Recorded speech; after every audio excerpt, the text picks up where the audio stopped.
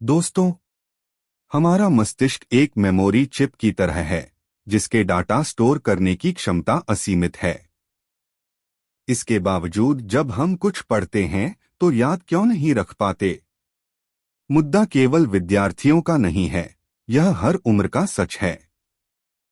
कितने लोगों को दर्जनों उक्तियां याद रहती हैं, प्रेरक प्रसंग याद रहते हैं, और कितने ही लोग कुछ अच्छा कह पाने का मौका मिलने पर याददाश्त की गलियों में भटकते रह जाते हैं।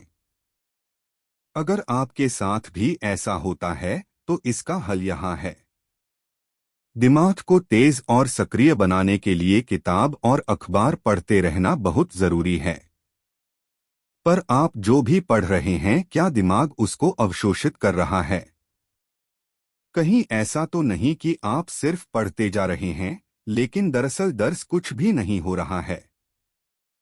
ऐसा ज्यादातर लोगों के साथ होता है, लेकिन कुछ लोग ऐसे भी हैं जो कुछ भी पढ़ते हैं उसे लंबे समय तक याद रख सकते हैं।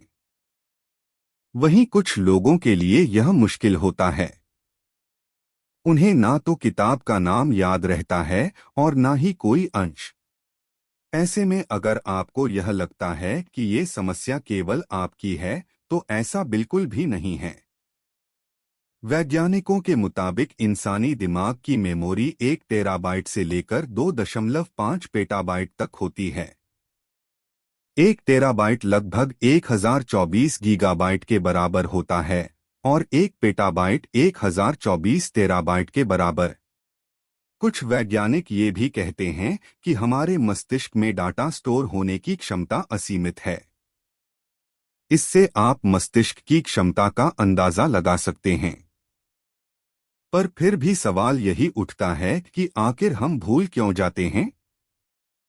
इसका सीधा सा जवाब है पढ़ने का तरीका। पढ़ने की आदत में बदलाव करेंगे तो पढ़ा हुआ याद रखना या याद करना दोनों आसान हो जाएगा। किताब पढ़ रहे हैं, लेकिन ध्यान केवल किताब में ना होकर अन्य कई चीजों पर है। किताब व भाषा पसंद और सहूलियत को ध्यान में रखकर नहीं पढ़ते, क्षमता से अधिक पढ़ने का लक्ष्य रखते हैं। समझने के लिए नहीं बल्कि सिर्फ पढ़ने के लिए पढ़ रहे हैं।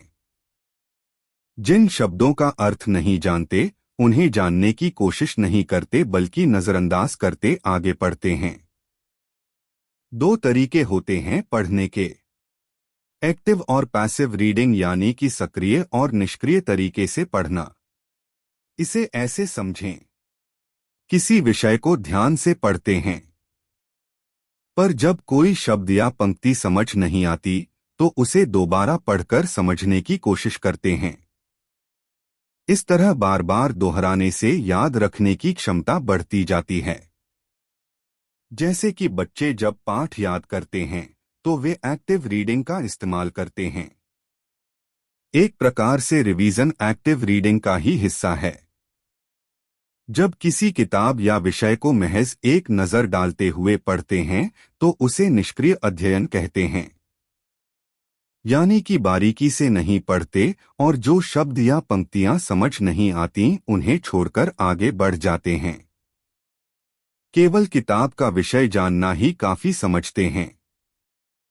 यही वजह है कि पढ़ा हुआ याद नहीं रख पाते। पढ़ने का तरीका बदलें और याद रखें।